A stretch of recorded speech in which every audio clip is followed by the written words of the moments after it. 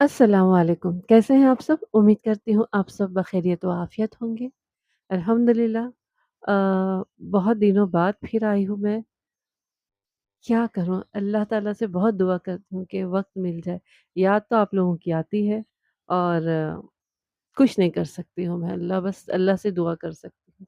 चलिए मैं आज आप लोगों के लिए मिस्टर इंस्पेक्टर नवाज़ खान साहब की फिर से एक और कहानी लेकर आई हूँ, मफ़रूर की तलाश।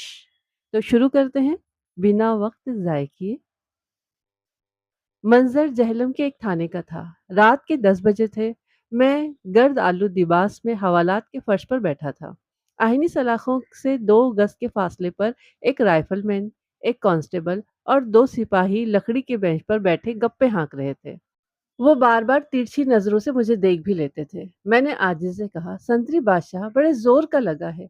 तेरे बच्चे जिएँ, एक बार करा दे, फिर कल तक नहीं कहूँगा। संतरी ने एक मोटी-सी गाली देकर कहा, ओए तेरा मसाना है कि क्या बला है? हर वक़्त भरा ही रहता है। इतना पेशाब तो साले शराबी भी नहीं करते। चल बैठ आराम से, यहाँ तेरी अम्मा ने तेरे लिए जमादार नहीं रखा हुआ है। मैंने कांस्टेबल से मुखातिब होकर कहा, यार हवलदार तुम ही समझाओ इसे। ये ड्यूटी इसकी है ना? ड्यूटी का नाम सुनकर संतरी ने यूँ आँखें निकाली जैसे जैसे मैंने उसके दुम पर पाँव रख दिया हो। भड़क कर बोला, ओए! ओए अक्ल के दुश्मन! मेरा नाम मुख्तार अली है। मुझे मेरी ड्यूटी समझाने की कोशिश न करना, वरना नाक मुँह से खून छुड़वा दूँगा। तू जानता नहीं है मुझको। कांस्टेबल ने अपने साथी की तरफदारी करते हुए मुझसे कहा, बाजी बंदे दत्त पुत्तर बनो। 2 घंटे हो गए हैं तुम्हें टर-टर करते हुए। 2 घंटे और भी करोगे तो पेशाब तो अब सुबह ही कराया जाएगा। मैंने बेकरारी से इधर-उधर टहलते हुए कहा, तुम सुबह की बात कर रहे हो? मुझसे तो 2 मिनट सब्र नहीं हो रहा। संतरी ने तल्खी से कहा, अगर सब्र नहीं होता तो फिर यकीनन आगे उसे कोई बेहुदा बात कहनी थी। लेकिन इससे पहले ही छत के पास लगी हुई घंटी बजने लगी। वो चौंक कर रह गए। ये घंटी इस बात का इशारा था कि एसएचओ साहब राइफलमैन को अपने कमरे में बुला रहे हैं। राइफलमैन उठा और लंबे-लंबे डग भरता हुआ थाने के अंदरूनी हिस्से की तरफ चला गया। मैं देर से इस मौके का इंतज़ार कर रहा था। मैंने कमीज़ उठाकर शलवार के नेफे में हाथ डाला और 5 रुपए का एक मुड़ा-तुड़ा नोट निकाल लिया। मेरे हाथ में नोट देखकर संतरी की आँखें चमक उठी। उन दिनों 5 रुपए अच्छी खासी रकम थी। इस नोट के बदले तो संतरी मुझे अगले 1 हफ्ते तक कंधे पर उठाकर पेशाब कराने ले जा सकता था। उसके चेहरे के तासुरात बदल गए। अपने साथियों की तरफ देखकर कहने लगा, मेरा ख़्याल है इसे पेशाब करा ही दे, नहीं तो ये सारी रात कान खाता रहेगा। तीनों एक दूसरे को देखकर ज़ेरे-लब मुस्कुराने लगे। संतरी मुझसे मुखातिब होकर बोला, 2 मिनट ओखा-सोखा होकर निकाल ले प्यारे, अभी कराता हूँ। मैं समझ गया कि वो राइफलमैन का इंतज़ार कराना चाहता है। राइफलमैन की अदम मौजूदगी में हवालाती को लॉकअप से निकालना ठीक नहीं होता, मगर मुझे ये भी मालूम था कि राइफलमैन अब 1 आध घंटे तक वापस नहीं लौटेगा। मेरे इस यकीन की वजह क्या थी? मैं इस हवालात में कैसे पहुंचा था और किन हालात में जहलम शहर आया था? इन तमाम सवालातों के जवाबात मैं आपको बाद में दूंगा। मेरे चेहरे के उतार-चढ़ाव से सख्त बेकरारी का इज़हार हो रहा था। 5-6 मिनट और गुज़र गए तो संतरी और कांस्टेबल ने मुझे राइफलमैन के बगैर ही बाहर निकालने का फैसला कर लिया। संतरी ने जेब से चाबियों का गुच्छा निकाला और लॉकअप का जंग आलू ताला खोल दिया। सबसे पहले उसने मुझसे नोट वसूल करके जेब में डाला। फिर मेरे कॉलर को पीछे से पकड़कर मुझे पेशाब खाने की तरफ ले चला। थाने की बैरूनी चारदीवारी ज़्यादा ऊंची नहीं थी। दरख्तों के दरमियान से बाहर गली का मंजर नजर आता था। थाने के अहाते से गुजरते हुए मैंने बाहर निगाह दौड़ाई और एक गहरी सांस लेकर रह गया। वो ब्राउन रंग की खुली जीप एक दरख्त के नीचे खड़ी हुई थी, जिसका मुझे इंतजार था। जीप पर नजर पड़ते ही मैंने तेजी से हरकत की और संतरे जो कदरे लापरवाही से चला आ रहा था, झटका खाकर औंधे मुंह मेरे सामने गिरा। मेरा कॉलर उसके हाथ से छूट चुका था। कांस्टेबल ने लपक कर मुझे झप्पा मारना चाहा। मैंने एक तरफ हटकर जोरदार टांग उसकी पुश्त पर जमा दी। वो लड़खड़ाकर संतरी के ऊपर जा गिरा। इस दौरान सिपाही ने अपनी टांग पूरी जोर से मेरी गर्दन पर दे मारी। ये ज़रब मेरे कान को जख्मी कर गई और दिमाग झंझना कर रह गया। मैंने 2 तूफानी मुक्के कांस्टेबल के चेहरे पर दे मारे और धक्का देकर उसे एक 3 फुट ऊंची दीवार के दूसरी तरफ फेंक दिया। संतरी अब ज़ोर-ज़ोर से करम शाह, करम शाह को आवाज़ें लगा रहा था। करम शाह राइफ़लमैन का नाम था। करम शाह तो नहीं आया, मगर मैंने चंद सेकंड के अंदर-अंदर संतरी की अच्छी खासी ठुकाई कर दी। दूसरे लफ्ज़ों में, मैंने ₹5 पूरे कर लिए। कांस्टेबल प्यारे पालतू की तरह मेरी टाँगों से लिपटने की कोशिश करता रहा। मैंने टाँगों को उसकी ज़द से बचा लिया और बैरूनी दरवाज़े की तरफ दौड़ लगा दी। ये सब कुछ 8 या 10 सेकंड के अंदर-अंदर रूनुमा हो गया था। मैं तीर की तरह अध खुले दरवाजे से गुजरा और ब्राउन जीप में जा बैठा। जीप स्टार्ट थी और मेरे बैठने से पहले ही रेंगना शुरू हो गई थी। चलाने वाला बिलाल शाह था। जो ही मैं सवार हुआ, बिलाल शाह ने पहले गियर में ही रफ्तार 20 तक पहुंचा दी। मैं उसे याद न दिलाता तो शायद वो इससे भी ज्यादा ऊपर जाता। बहरहाल गियर लगने के बाद जीप के साथ साथ मुझे भी कुछ सुकून सा महसूस हुआ, क्योंकि अब हम बड़ी सड़क पर पहुंच चुके थे और ताक़ुब का खतरा कम हो गया था। हमारी जीप बस स्टैंड की तरफ जा रही थी। अभी हम स्टैंड से निस्फ मील के फासले पर ही थे कि एक जगह ट्रैफिक की वजह से जीप की रफ्तार को सुस्त करना पड़ा। यही वक्त था जब एक सिख स्कूटर सवार तेजी से गाड़ियों में रास्ता बनाता हुआ आया और हमारी जीप के आगे खड़ा हो गया। उसके स्कूटर की पिछली सीट पर संतरी बैठा था। संतरी को देखकर मैं बुरी तरह सटपटा गया। वो उछलकर स्कूटर से उतरा और बिफरा हुआ जीप की तरफ आया। साथ-साथ वो अपनी सीटी भी बजाता आ रहा था। बदकिस्मती से वहां करीब ही पुलिस गार्ड की एक टोली मौजूद थी। इस टोली का इंचार्ज एएसआई था। संतरी की सीटियों की आवाज सुनकर एएसआई भी अपने अमले के साथ हमारी तरफ बढ़ा। ये बड़ी तशवीशनाक सूरत हाल थी। मैंने बिलाल शाह को खींचकर ड्राइविंग सीट से हटाया और खुद स्टीयरिंग संभाल लिया। जीप आगे ले जाने का मौका तो नहीं था, क्योंकि आगे बड़ा ट्रैफिक था। मैंने रिवर्स गियर लगाई और काफी दूर तक जीप को इसी तरह भगाता चला गया। संतरी चीखों पुकार कर रहा था। एएसआई, जो बाईं जानिब से नमूदार हुआ था, तेजी से हमारी तरफ भागा आ रहा था। वो एक चाक और चौबंद फुर्तीला सा जवान था। उसने बड़ी दिलेरी का मुजाहिरा किया। इससे पहले कि मैं पहली गियर लगाकर यू टर्न मुकम्मल करता, वो छलांग लगाकर जीप पर चढ़ आया। जीप रोको, उसने मुझे कॉलर से पकड़कर सख्त झटका दिया। जवाब में बिलाल शाह ने उसे बाजुओं में जकड़कर पिछली और अगली सीटों के दरमियान फेंक दिया। वो दोनों बुरी तरह गुत्तम-गुत्ता हो गए। मैंने एक लम्हे के लिए सड़क से नज़र हटाकर देखा। एएसआई का हाथ अपनी कमर से बंधे पिस्तौल की तरफ बढ़ रहा था। मैंने एक हाथ स्ट्रिंग से हटाकर पिस्तौल उसके होल्स्टर से निकाल लिया। जोश में बिलाल शाह एएसआई के नीचे आ गया था। ताहम फिर उसने संभाला लिया और जो ही मैंने जीप को एक मोड़ पर तेजी से काटा, उसने एएसआई को अपने ऊपर से रोल करके सड़क पर फेंक दिया। मोड़ की वजह से जीप की रफ्तार सुस्त थी, लिहाजा एएसआई को ज्यादा चोटें आने का इम्कान नहीं था। जो ही हम शहर के बारानक इलाके से निकलकर जनरली सड़क पर आए, मैंने रफ्तार तसल्ली बख्श हद तक तेज कर दी। बिलाल शाह मुसलसल हाय हाय कर रहा था। एएसआई के साथ दंगा मस्ती में उसके पांव पर चोट आई थी। शायद कोई पट्टा वगैरह खींच गया था। होठों से भी खून रिस रहा था। हम जहलम से गोजर खान तक जीप में गए। अब ज्यादा देर इस जीप में रहना मुनासिब नहीं था। एक जगह मुनासिब जगह देखकर खेतों के दरमियान हमने जीप को छोड़ दिया। मेरे जख्मी कान से मुसलसल खून बह रहा था। एक करीबी जोहर से पानी लेकर मैंने खून आलू चेहरा साफ किया और जख्म पर मिट्टी वगैरह डालकर खून का इखराज रोका। इत्तेफाकन जीप के अंदर से एक पुरानी सी चादर मिल गई। एएसआई से छीना हुआ पिस्तौल मैंने नेफे में लगाकर ऊपर से चादर ओढ़ ली। इस चादर की वजह से कमीज का उधड़ा हुआ कॉलर भी छुप गया। बिलाल शाह भी अपना हुलिया किसी हद तक ठीक कर चुका था। हम जनरली सड़क पर आकर खड़े हो गए। उन दिनों रात 10 बजे के बाद सड़क पर ट्रैफिक ज्यादा नहीं रहती थी। कुछ देर बाद हमें एक ऐसा ट्रक मिल गया जो हमारे काम आ सकता था। वो सामान लेकर पिशावर जा रहा था। हमने उससे किराया तय किया और ट्रक के पिछले हिस्से में सामान के साथ बैठ गए। सुबह 8 बजे के करीब उसने हमें पेशावर के एक मसरूफ चौक में उतार दिया। हम एक छोटे से होटल में नान चाय का नाश्ता मारने के बाद लॉरी अड्डे पहुंचे और टल बरास्ता कोहाट जाने वाली एक बस में सवार हो गए। प्रोग्राम के मुताबिक हम टल पहुंचने से पहले ही एक जगह बस से हमको उतर जाना था। ये मुकाम टल से कोई 20 मील के फासले पर था। उस वक्त सूरज डूब रहा था जब बस एक सुनसान स्टॉप पर रुकी और हम उसमें से उतर कर घने दरख्तों की तरफ रवाना हो गए। ये सारा ड्रामा एक खतरनाक मफरूर मुजरिम नादिर नागी की गिरफ्तारी के लिए रचाया गया था। नादिर नागी ने एक अरसे से लुधियाना और चंडीगढ़ वगैरह के अजला में उधम मचा रखा था। बड़ा सफाक और होशियार मुजरिम था। कुछ अरसे पहले उसने एक शरीफ मुसलमान घराने की दोशीजा बानो को अगवा किया था और अपने साथ लिए लिए फिरता रहा। 4-5 माह बाद हामला बानो की लाश एक जौहर के अंदर से मिली। इस वाक़ये के बाद पुलिस और नागी में कई बार आमना-सामना हुआ। नागी के 1-2 साथी मारे भी गए, लेकिन वो खुद हर बार बचकर निकल गया। तकरीबन 3 माह पहले नागी ने एक और संगीन वारदात की। वो चंडीगढ़ के एक अंग्रेजी डीएसपी मिस्टर रॉबर्ट के घर में घुस गया। मिस्टर रॉबर्ट को गोली मार दी गई।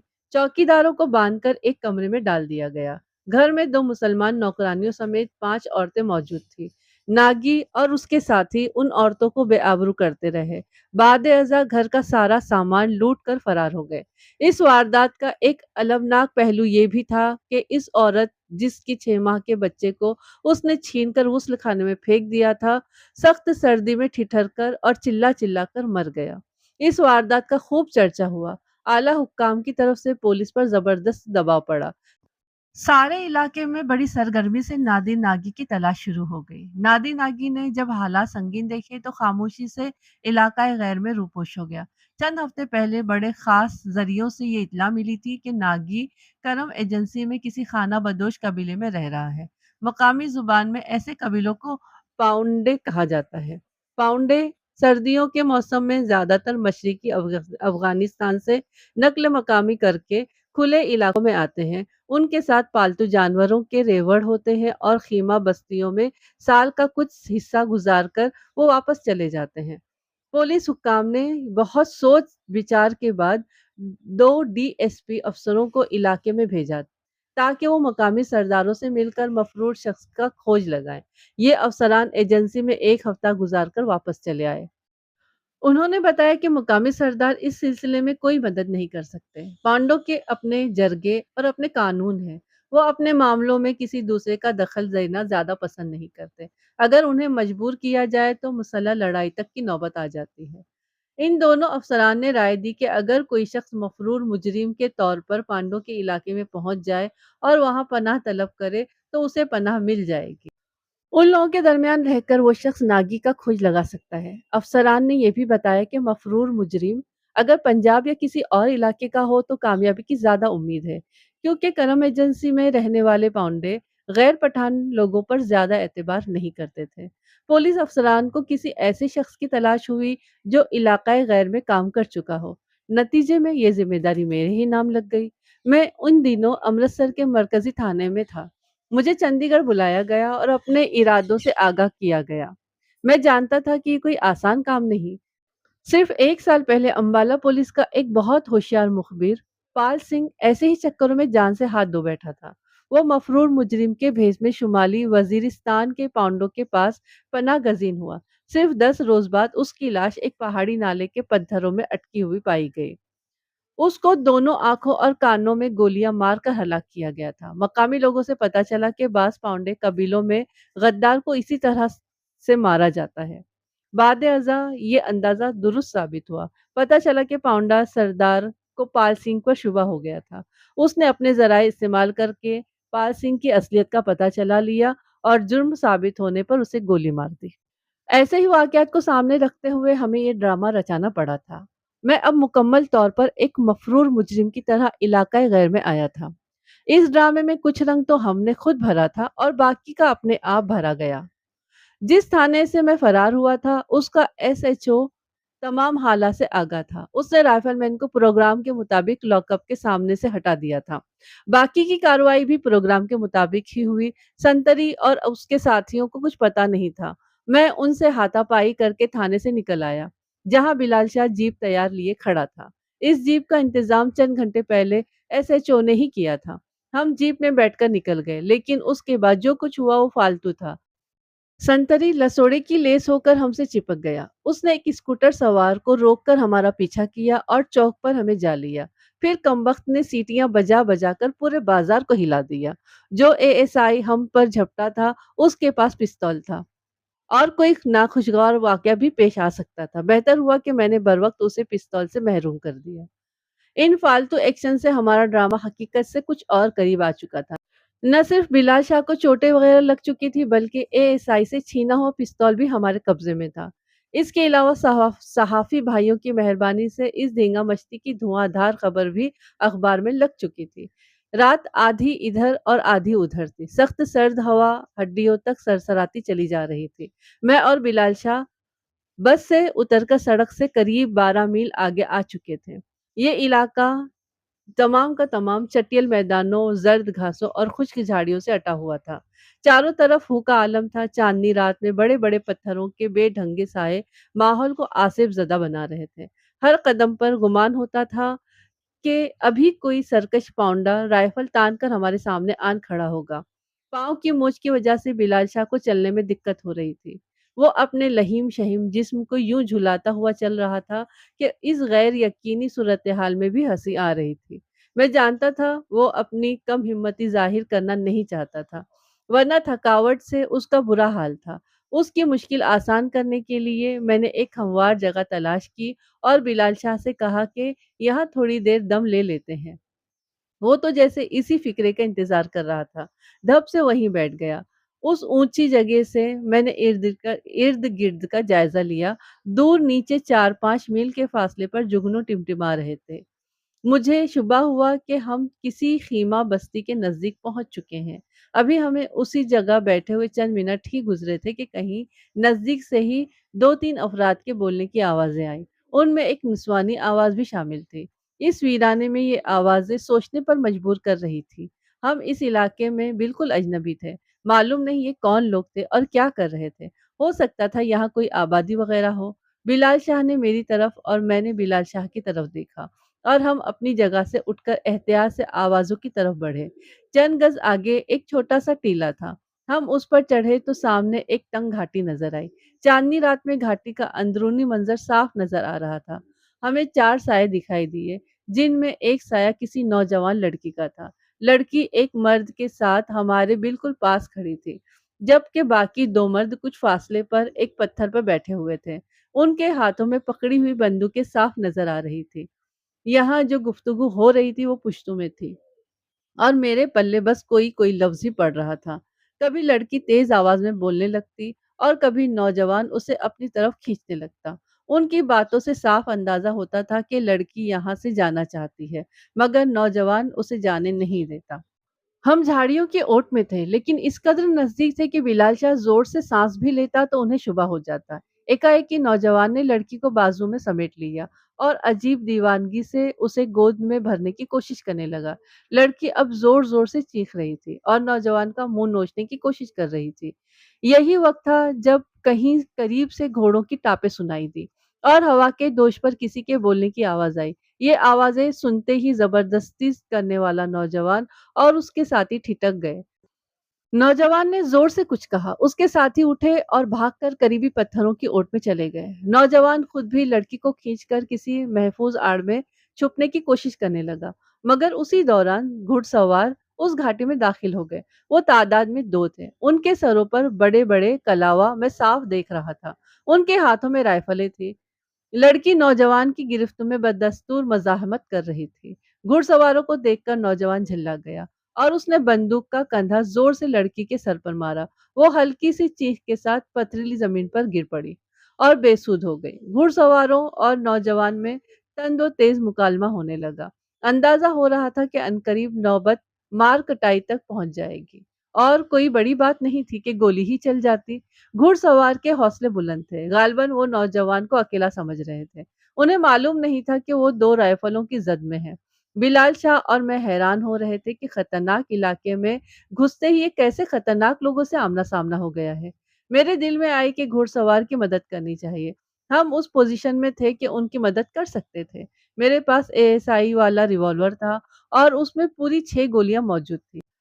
नौजवान के दोनों साथी जिन पत्थरों में छुपे हुए थे वो हमसे 10-15 गज दूर नशेब में थे। मैं और बिलाल शाह उनके पीछे जाकर उन्हें हैंड्स अप करा सकते थे। मगर ये बात थी कि ये पंजाब नहीं था। ये मामूल यहाँ पर मामूली-मामूली बात पर गोली चलती थी और खून हो जाता था। हैंड्स अप कराने की कोशिश में लेने के देने भी पड़ सकते थे। अभी मैं यही सोच रहा था कि अचानक नीचे घाटी में नौजवान घुड़सवार आपस में गुत्थम-गुत्था हो गए। जो ही वो गुत्थम-गुत्था हुए पत्थरों के पीछे से नौजवान के दोनों साथी भी ललकारते हुए निकल आए। ये मंजर देखकर मैंने बिलाल शाह की पसलियों में कोहनी मारी और हम दोनों भी पत्थर फलांगते हुए नीचे पहुंच गए। एक घुड़सवार के सर पर उसके मध्य मुकाबिल ने पत्थर मारा था और वो जमीन पर लोट-पोट हो रहा था। मैंने सामने आते ही टांग चलाई और पत्थर मारने वाले के हाथ से राइफल निकलकर लंबी घास में जा गिरी। वो कद में मेरे बराबर था। मैंने ताक कर एक जोरदार टक्कर उसकी नाक पर रसी। ये टक्कर उसके लिए तसल्ली बख्श साबित हुई। वो कटे हुए शहतीर की तरह जमीन बोस हो गया। उस वक्त जोरदार धमाका हुआ। दूसरे घुड़सवार ने नौजवान के एक साथी को गोली मार दी थी। बिलाल शाह बड़ी जुर्रत के साथ जबरदस्ती करने वाले नौजवान से लिपटा हुआ था। उसने नौजवान की राइफल इस तरह ऊपर उठा दी कि वो कोशिश के बावजूद गोली नहीं चला सकता था। मैंने लपक कर एक भरपूर मुक्का नौजवान के मुंह पर मारा। वो उछलकर पुष्ट के बल झाड़ियों के पास जा गिरा और गिरते ही निकल भागा। घुड़सवार ने यूं ही झाड़ियों में फायरिंग झोंक मारा, जो बेकार गया। थोड़ी देर दोनों घुड़सवार आपस में तेज-तेज पुश्तों में बोलते रहे। फिर वो हमारी तरफ मुतवज्जा हुए। वो घुड़सवार जिसके सर पर पत्थर लगा था, अब काफी हद तक संभल चुका था। उसने पुश्तो-नुमा उर्दू में पूछा, "शाबाश भाई, कौन लोग हो तुम?" मैंने कहा, "मुसाफिर हैं, रास्ता भटके हुए हैं।" हमारे दरमियान मुख्तसर गुफ्तगू हुई। फिर हम लड़की की तरफ बढ़े। वो जर्द घास पर बेहोश पड़ी थी। चांदनी उसके चेहरे का एक रुख रोशन कर रही थी। यूं लगता था आसमान से चांद का एक टुकड़ा टूट कर जमीन पर गिर गया है। मासूम शक्ल खूबसूरत लड़की थी। लड़की ने अपने टखनों तक लंबा लुबादा पहन रखा था, जिस पर सफ़ेद सफ़ेद निशान थे। उसके गले में चांदी का एक बड़ा सा नेकलेस था। जैसा कि बाद में मालूम हुआ, पांडव में चांदी का नेकलेस शादीशुदा औरत की निशानी होता है। एक घुड़सवार लड़की के करीब बैठ गया और उसका शाना झिंझोड़कर उसे होश में लाने की कोशिश करने लगा। मुझे उकब से कराहने की आवाज़ आई। मैंने देखा जिस शख्स को घुड़सवार की गोली लगी थी वो उठने की नाकाम कोशिश कर रहा था। मैं उसके पास पहुंचा। वो एक 25-26 बरस का जवान साल शख्स था। गोली उसकी रान में लगी थी और खून एड़ियों तक बह रहा था। मैंने उसे सहारा देकर एक पत्थर के साथ बैठा दिया। उस वक्त मेरा ध्यान नौजवान के तीसरे साथी की तरफ गया। वो मेरी टक्कर खाकर नशे में जाकर गिरा था।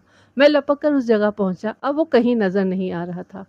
जाते जाते वो अपनी राइफल भी उठाकर ले गया था। इसका मतलब था कि लड़की को उठाकर यहाँ लाने वालों में से 2 भाग गए थे और एक जख्मी होकर पकड़ा गया था।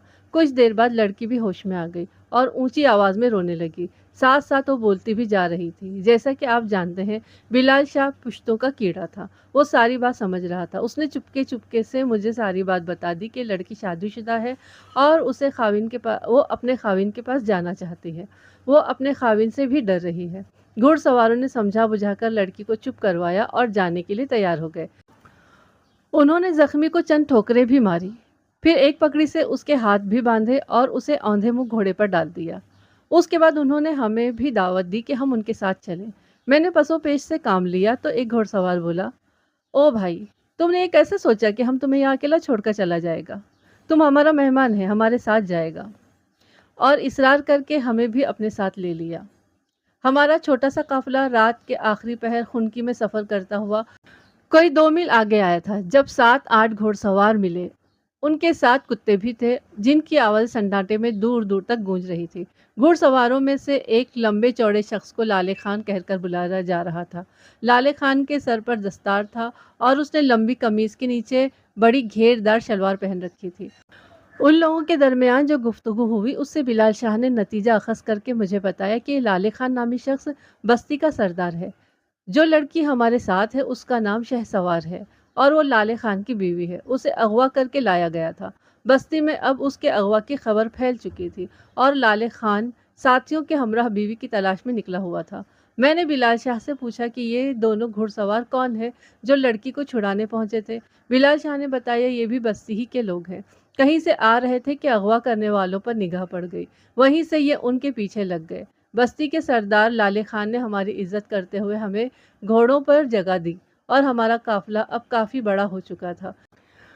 फिर अपने सफर पर रवाना हुआ। कहने को तो हम घोड़ों पर सवार हो गए थे, लेकिन ऊंची नीची जमीन और टीलों की वजह से घोड़ों की रफ्तार हमारे पैदल चलने की रफ्तार से भी ज्यादा नहीं थी।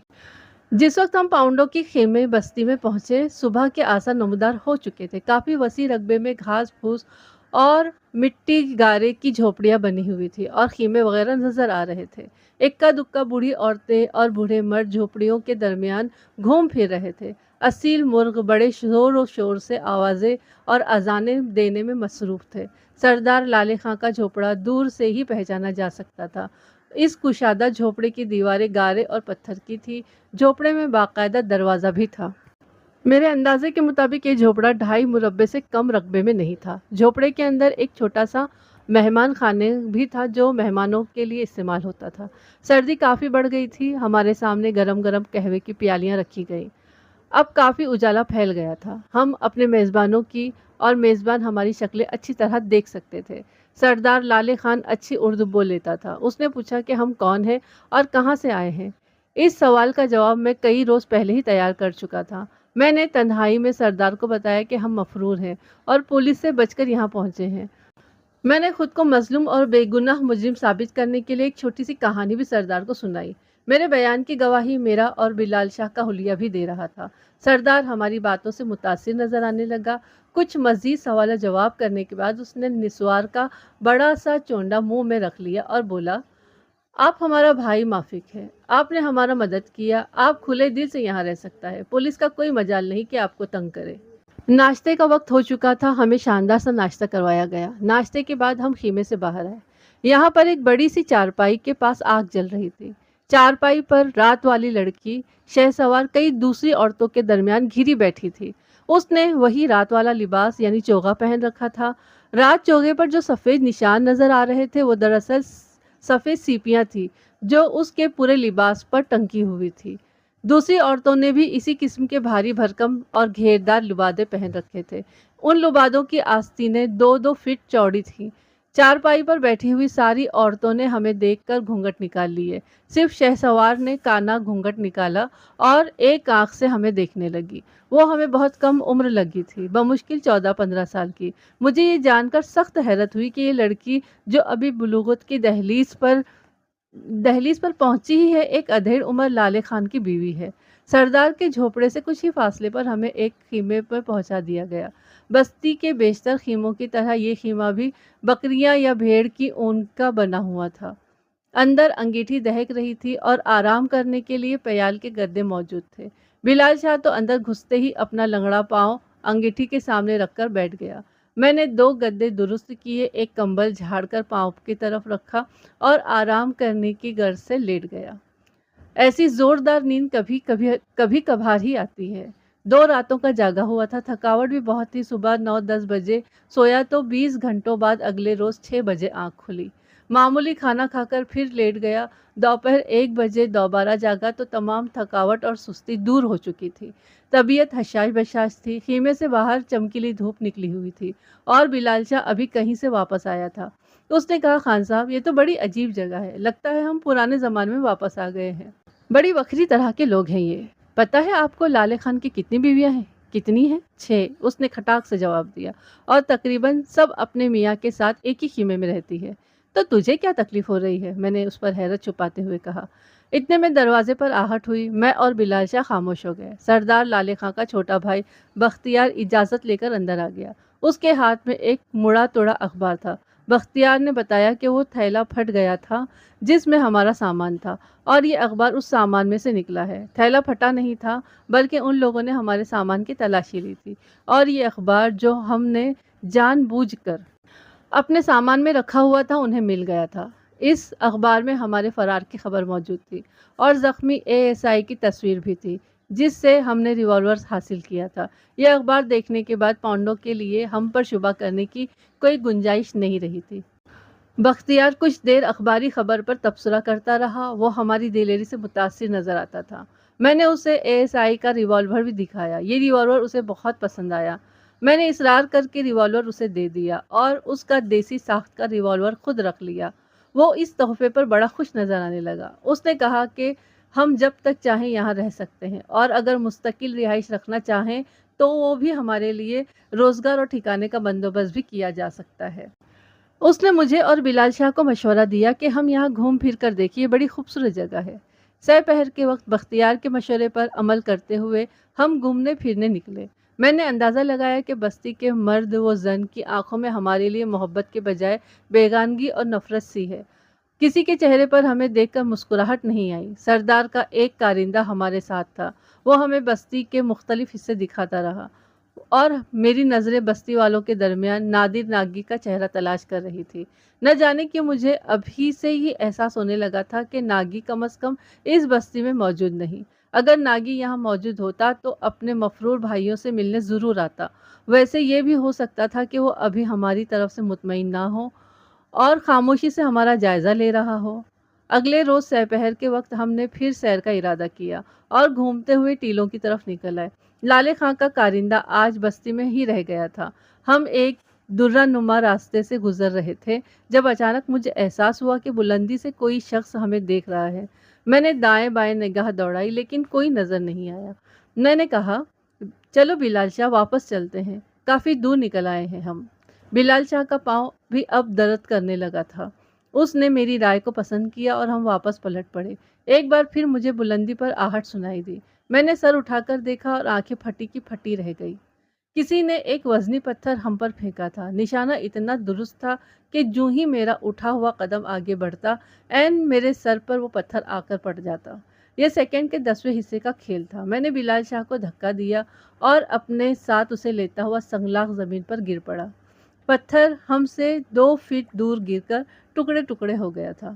اس وقت بلندی پر مجھے ایک سیاہ جھلک دکھائی دی۔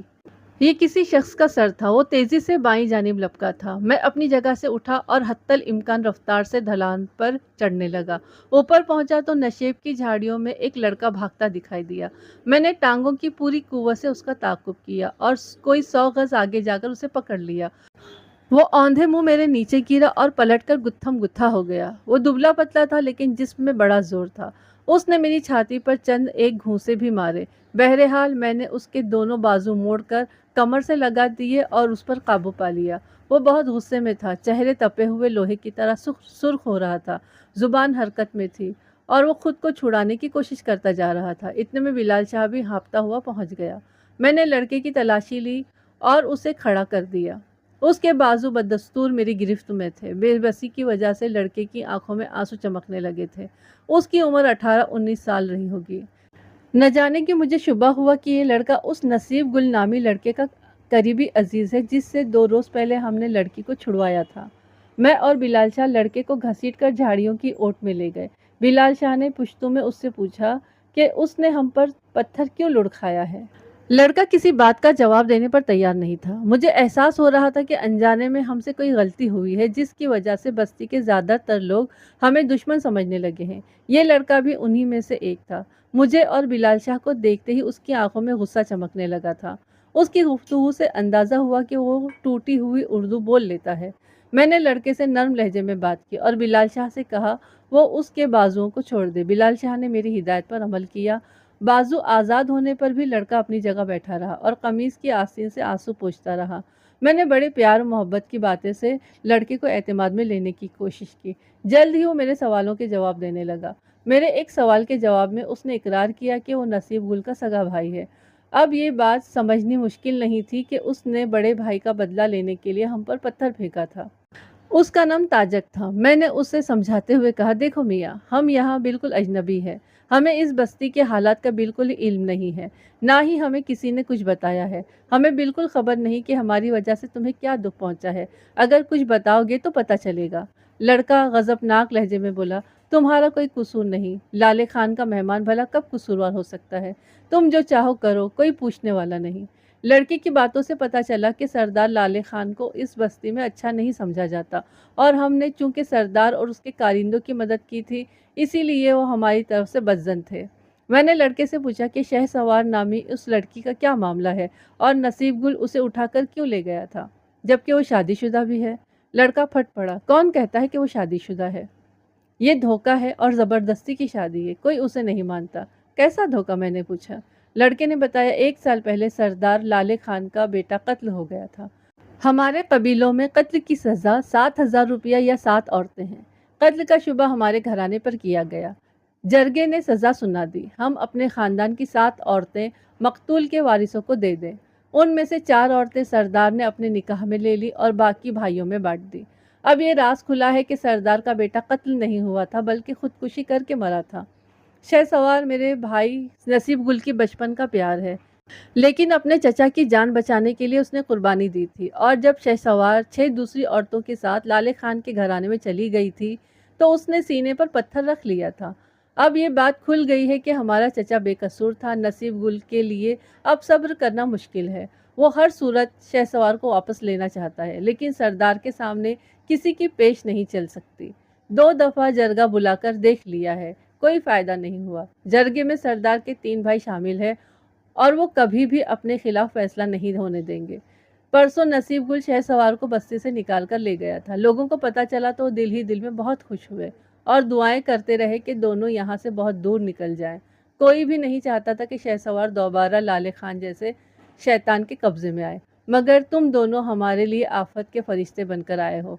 کاش تم سردار کے کارندوں کی مدد نہ کرتے۔ اور وہ ایک گہری سانس لے کر چپ ہو گیا۔ میری نگاہوں میں وہ منظر گھومنے لگا جب نصیب گل لڑکی سے دست درازی کر رہا تھا اور وہ چیخ رہی تھی۔ ہوش میں آنے کے بعد بھی وہ بار بار یہی کہہ رہی تھی کہ میں اپنے خاوند کے پاس جانا چاہتی ہوں، لیکن یہ لڑکا ظاہر کر رہا تھا کہ وہ دونوں ایک دوسرے سے ٹوٹ کر پیار کرتے ہیں، اور لڑکی اپنی مرضی سے بھاگی تھی۔ اب معلوم نہیں کیا سچ تھا اور کیا جھوٹ۔ میں نے تاجک سے کہا کہ لڑکی تو چیخ چیخ کر نصیب گل سے اپنی جان چھڑا رہی تھی۔ وہ بولا وہ لالے خان کے خوف سے ایسا کر رہی ہوگی، اور اس کا خوف ٹھیک ہی ہے۔ اگر بھائی نصیب گل لالے خان کے ہتھے چڑھ جاتا تو اس وقت بستی کے چوک پر اس کی لاش لٹکی ہوتی۔ تم کو کیا معلوم یہ لالے خان کتنا سفاک آدمی ہے۔ کاش تم دونوں نے اس معاملے میں ٹانگ نہ اڑائی ہوتی اور انہیں نکل جانے دیا ہوتا۔ اب شہ سوار اور بھائی نصیب گل کی زندگی کا کوئی بھروسہ نہیں۔ لالے خان آزاد علاقے کی سرحد تک، اس سے بہت آگے تک بھائی نصیب کا پیچھا کرے گا۔ ابھی ہمارے درمیان باتیں ہو ہی رہی تھی کہ چند افراد بھیڑوں کا ایک بہت بڑا گلہ چراتے ہوئے جھاڑیوں کی طرف نکل آئے۔ ان کی آوازیں سن کر تاجک کے چہرے پر خوف نظر آنے لگا۔ میں نے اپنائیے سے کہا، تاجک ٹھیک ہے، تم جاؤ، ہماری طرف سے بے فکر رہو، ہم دوست ہیں، پھر ملاقات ہوگی۔ تاجک اٹھا اور کپڑے جھاڑتا ہوا بستی کی طرف نکل گیا۔ میں اور بلال شاہ بھی ایک دوسرے راستے سے بستی کی طرف ہو لیے۔ اس وقت شام گہری ہو رہی تھی۔ بستی کے جھوپڑوں اور خیموں میں چراغ جلنے لگے۔ کچھ لوگ پہاڑوں سے بھیڑ بکریوں کو ہانک ہانک کر بستی میں واپس لا رہے تھے۔ میں نے محسوس کیا کہ بستی میں سردار کے وفادار آدمی گھومتے رہتے ہیں اور ہر ایک پر کڑی نظر رکھتے ہیں۔ ان میں دبلے قسم کا ایک دراز قد شخص خاص طور پر نمایاں تھا۔ ایسے انتظامات میں اگر نصیب گل اپنی محبوبہ کو یہاں سے نکال کر لے گیا تھا تو اس نے واقعی ہمت کا کام کیا تھا۔ میں انہی سوچوں میں گم سردار کے وسیع و عریض جھوپڑے کے سامنے پہنچا۔ یہاں میں نے ایک عجیب منظر دیکھا۔ آگ کے الاؤ کے سامنے جھمگھٹا لگا ہوا تھا اور 2-3 افراد میں کھینچا تانی ہو رہی تھی۔ قریب پہنچ کر دیکھا تو سردار لالے خان ایک عورت کو کھینچتا ہوا اپنے جھوپڑے کے اندر لے جا رہا تھا۔ لمبے قد کی ایک صحت مند عورت اسے روکنے کی کوشش کر رہی تھی۔ کچھ عورتوں نے دراز قد عورت کو سنبھال رکھا تھا اور ایک بارش شخص سردار کو سمجھانے کی کوشش کر رہا تھا۔ ہمارے دیکھتے ہی دیکھتے سردار عورت کو کھینچ کر جھوپڑے میں لے گیا۔ صحت مند عورت نے خود کو دوسری عورتوں سے چھڑایا اور سردار کے پیچھے جھوپڑے میں گھس گئی۔ کچھ دیر اندر سے تیز تیز باتوں کی آوازیں آتی رہیں، پھر دراز قد عورت دوسری عورت کو سردار کے چنگل سے نکال کر باہر لے آئی۔ اس وقت میں یہ دیکھ سکا کہ سیاہ لبادے میں دوسری عورت کمسن شہ سوار تھی۔ اس کی آنکھوں میں آنسو تھے اور چہرہ پتھر کی طرح بے جان۔ میں نے بلال شاہ سے پوچھا، یہ سب کیا بکواس چل رہی ہے؟ بلال شاہ نے کہا، واقعی بہت واہیات بکواس چل رہی ہے۔ قبیلے کے قانون کے مطابق شہ سوار سردار کی بیوی ہے، لیکن وہ ابھی تک بالغ نہیں ہوئی ہے۔ کم از کم 1.5 سال تک وہ میاں بیوی والے تعلقات قائم نہیں کر سکتے، جبکہ سردار مصر ہے کہ وہ یہ تعلقات ابھی قائم کرے گا۔ اسے رنج ہے کہ نصیب گل شہ سوار کو بستی سے اٹھا کر لے گیا تھا، اور اس کا خیال ہے کہ جب تک اس کی بیوی حقیقی معنوں میں اس کی بیوی نہیں بنے گی، نصیب گل کی طرف سے خطرہ برقرار رہے گا۔ دراز قد عورت رشتے میں شہ سوار کی پھوپھی ہے۔ وہ خون بہا میں 6 دوسری عورتوں کے ساتھ سردار کے گھر آئی تھی۔ وہ اپنی نوعمر بھتیجے کو لالے خان کے ظلم سے بچانا چاہتی تھی۔ وہ کہتی ہے کہ اپنی جان دے دے گی، لیکن لڑکی کے بالغ ہونے سے پہلے لالے خان کو اس کے نزدیک نہیں پھٹکنے دے گی۔ میں حیرت سے بلال شاہ کی باتیں سن رہا تھا۔ وہ باتیں جو تنہائی میں کرتے ہوئے بھی سوچنا پڑتا تھا، یہاں سرعام ہو رہی تھی۔ बच्चे बूढ़े सब सुन रहे थे। कुछ मर्द लाताल्लुकी से एक तरफ बैठे लकड़ियां फाड़ रहे थे और कुछ औरतें उनकी मदद कर रही थी। महसूस होता था ये झगड़ा यहाँ पहले भी कई बार हो चुका है और अब लोगों को उसमें कोई ज़्यादा दिलचस्पी नहीं रही। ताहम हमारे लिए ये सब कुछ बड़ा हैरान कुन था। दराज कद औरत शहसवार को लेकर एक दूसरे खीमे की तरफ बढ़ी। उसी दौरान सरदार लाले खान एक बार फिर बिखरा हुआ बाहर आया और शहसवार की तरफ बढ़ा। सफ़ेद रेश शख्स उसके पीछे पीछे था। लाले खान ने शहसवार को बाजुओं से पकड़ लिया और अपनी तरफ खींचने लगा। दराज कद औरत ज़ोर ज़ोर से बोलने लगी। लाले खान भी बोलने लगा। सफ़ेद रेश भी बोलने लगा। चंद लम्हों के लिए यूं लगा कि मौके पर मौजूद हर शख्स बोल रहा है। हुजूम में दराज कद औरत और सरदार के सर नुमाया नजर आ रहे थे। वो दोनों हरकत करते हुए कभी एक तरफ चले जाते और कभी दूसरी तरफ। बारह शख्स जो लाले खान का कोई काबिल एहतराम बुजुर्ग था, उसे धकेल धकाल कर फिर झोपड़े के अंदर ले गया और यूं ये मामला वक्ती तौर पर टल गया।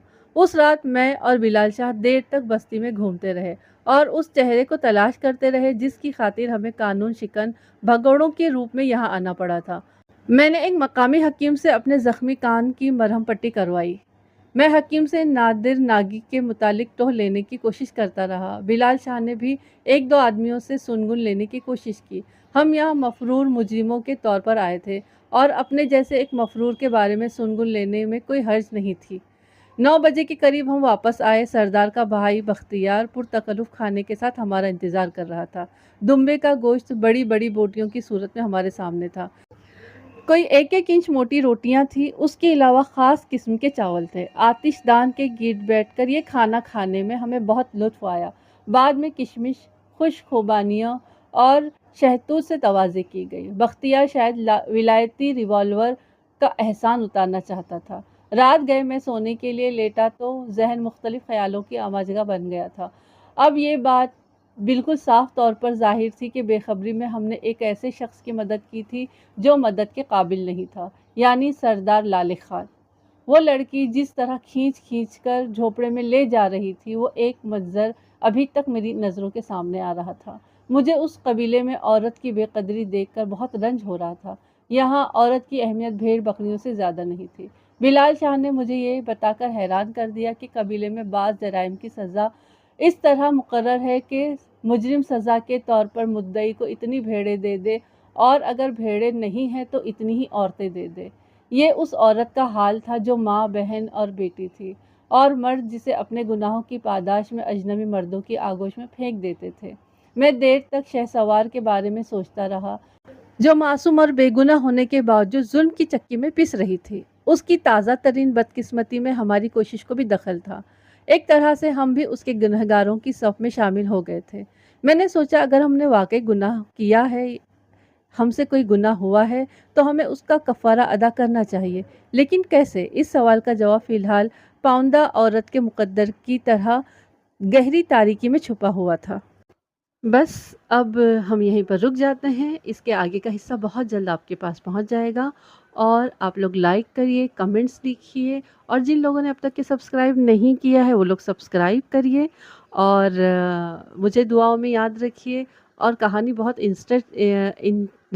इंटरेस्टिंग मोड पर आ गई है, तो आप लोग सुनिए। कहानी में ये है कि आगे देखना है कि शह सवार का क्या होता है, जो नसीब गुल है उसका क्या होता है, क्या वो पकड़ा जाएगा? अगर पकड़ा जाएगा तो फिर उसके लिए क्या सज़ा होगी? क्या नसीब गुल को शहसवार मिल जाएगी? तो ये देखना है आगे। और हमारे नवाज़ ख़ान साहब इस सारे मामले में क्या करते हैं, उनका क्या रोल होगा, ये हम देखेंगे इंशाल्लाह। चलिए फिर यहाँ पर हम रुक जाते हैं और मिलते हैं बहुत जल्दी। तब तक कि अपना अपना ख्याल रखिए और मुझे दुआ में याद रखिए। अस्सलाम वालेकुम, अल्लाह हाफ़िज़।